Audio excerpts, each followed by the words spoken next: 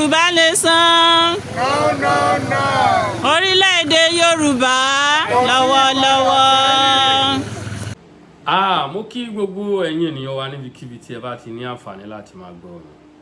Ẹ káalẹ́ o, ẹ kú dédé àsìkò yìí, gbogbo ẹ̀yin olólùfẹ́ wa. Ṣé àlàáfíà la wà? Ọ̀rọ̀ Nàìjíríà, mo fẹ́ kí ẹ wá gbọ́ nǹkan tí bàbá yìí ń sọ. Pẹ̀lú gbogbo bí ìlú ṣe le, àwọn kan wà tó ń praise Tinubu. Ó jẹ́ ohun tó yani lẹ́nu. Lóòótọ́ kì í ṣe Tinubu ló sún Nàìjíríà débi tó dé. Nàìjíríà ti bàjẹ́ kí Tinubu tó débẹ̀. Ó ti bàjẹ́ beyond repair before Tinubu.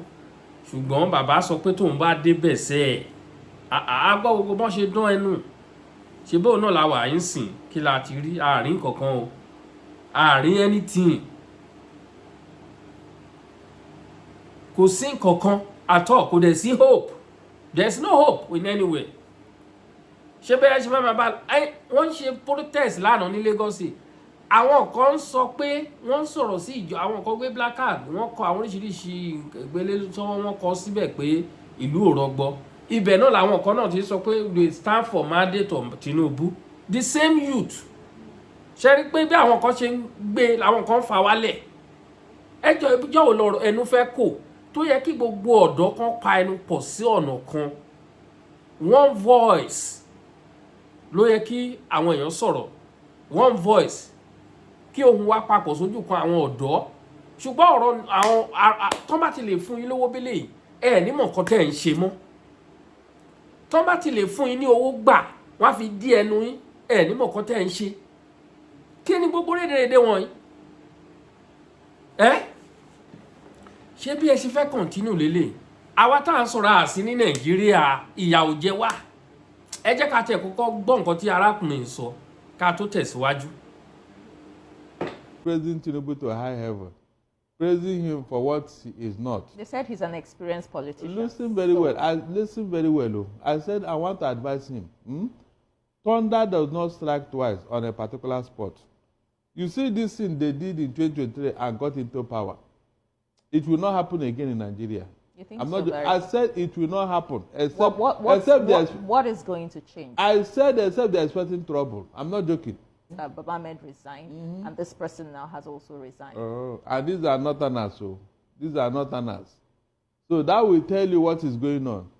And you are telling me that these kind of people, they will allow you to rig election in 2027. There are also northerners who are supporting the president. Of course, how many are they, and who are they?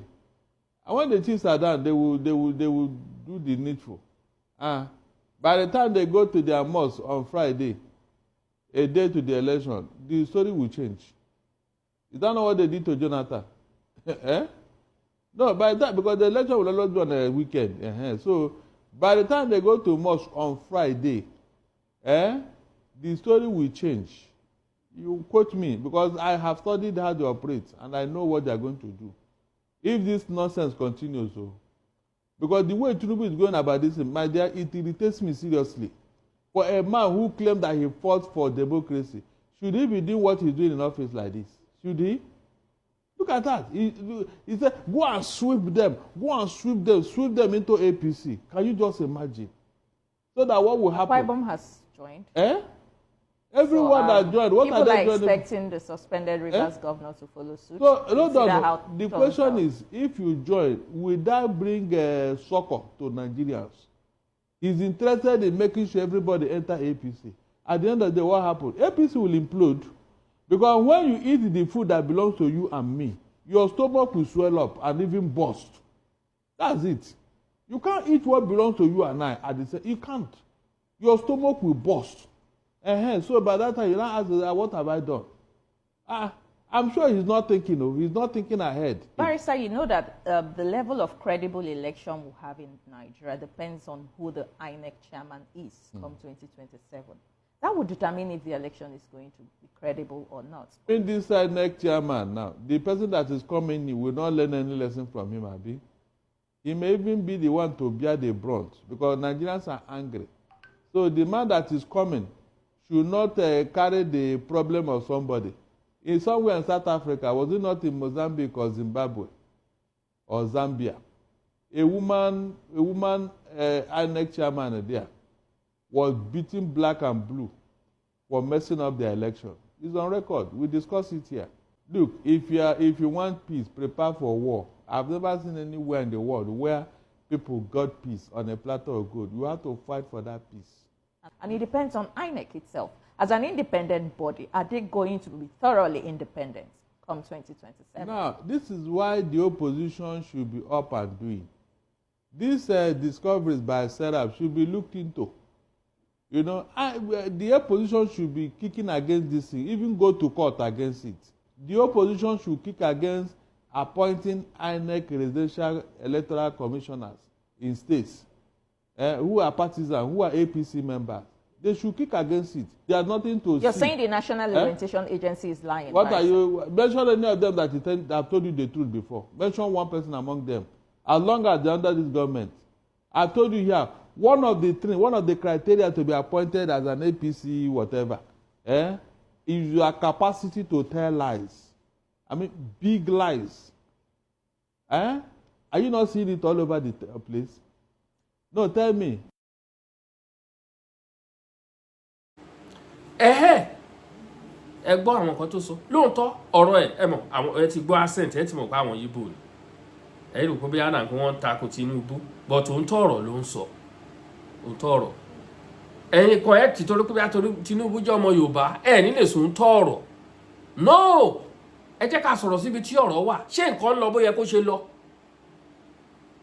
ṣé nǹkan ń lọ bó yẹ kó ṣe lọ nínú ìlú ẹ wo bó ṣe ń pa àwọn èèyàn kiri ní ènílé ní ìsìn security alert tó dé mi lọ́wọ́ ní agbègbè ibi tó ti gbé Ọ̀jájú ni tó ti gbé Prince Ọ̀jájú ni àwọn kidnapper ti bọ́ sójú ọ̀nà lé ní bẹ̀ ọpẹ́lọpẹ́ àwọn ẹlẹ́tọ̀ ààbò tó wà lágbègbè ibẹ̀ yẹn vigilante Àmọ̀tẹ́kùn àwọn sójà wọ́n dà wọ́n sì gbé pẹ̀lú drone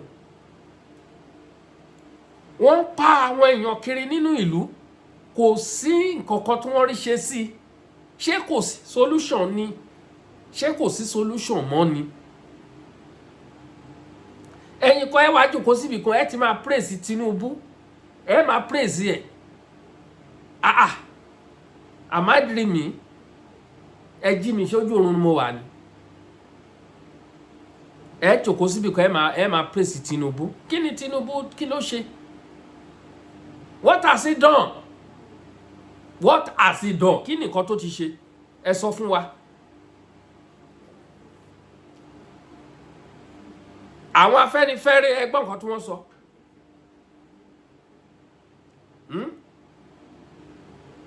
wọ́n ní kọ́ impeach Tinubu because of that coastal road tó náà ń ṣe lọ sí Calabar ẹ̀rí news tó jáde náà àwọn Afẹ́nifẹ́re tó jẹ́ pé Tinubu is a member of Afẹ́nifẹ́re too wọ́n against ẹ̀ àwọn Afẹ́nifẹ́re against Tinubu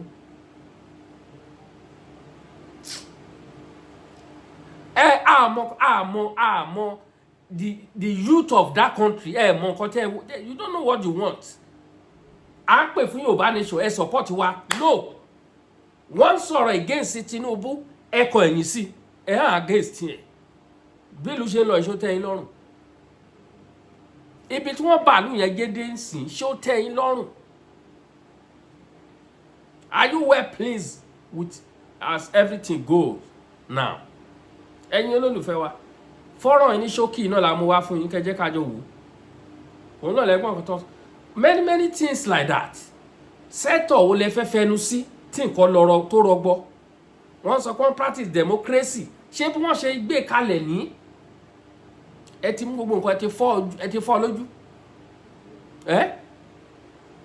wọ́n ní ìjọba àwa ara wa democracy ṣé ìjọba àwa ara wa náà lẹ́ ń ṣe eléyìí ò lè ju ìjọba ológun lọ́sìn ò gbọ́dọ̀ sọ̀rọ̀ wọn lọ gbé ẹ wọ́n gbé báàgù lé Ìgbòho lórí Tinubu orí nǹkan ṣe sí kí ló ṣe kò pààyàn kò ṣe anything kí Tinubu jáde náà kó wá sàn nǹkan tí Ìgbòho ṣe kó bọ́ síta kó wá nǹkan tí olóyè ṣe kó bọ́ síta kó wá sọ fún wa tí kò fi sí solution till now nǹkan tí Ìgbòho ṣe tí solution ò sí till now kó wá sọ let him come out and tell us what has he done to the government of Federal Republic of Nigeria What has he done? Kí ni nǹkan tó ṣe? This man has done nothing to the government. Ó sọ mind ẹ̀ ni, this is what I want. Ṣẹ́yìn wá lè sọ nǹkan tó fẹ́ ni nínú ìlú mọ́. Wọ́n bẹ̀rẹ̀ sí ń pààyàn, kò sí ìfọ̀kànbalẹ̀. Àwọn èèyàn mi kan travel lé ní ọkàn mi wà lókè ní títí tí mo fi make sure wọ́n débi tán dé láyà àtàláfíà. Ọpẹ́ ni fún Ọlọ́run. Kí ni gbogbo yàgbà yàtìyàtì wọ̀nyí? Ọlọ́run á ṣàánú fún wa o. Bó kí wa, ẹ bá wa share ètò wa o, ẹ̀yin èèyàn wa. Mo dúpẹ́ lọ́wọ́ gbogbo yín. Gbogbo ẹ̀yin tẹ́ ń subscribe, ọwọ́ yín ẹ̀ ní fi gbọ́mọ sí. Ẹ wo àníre jù báyìí lọ, ẹ pàdé wa lórí live. Ẹ ṣeun gan.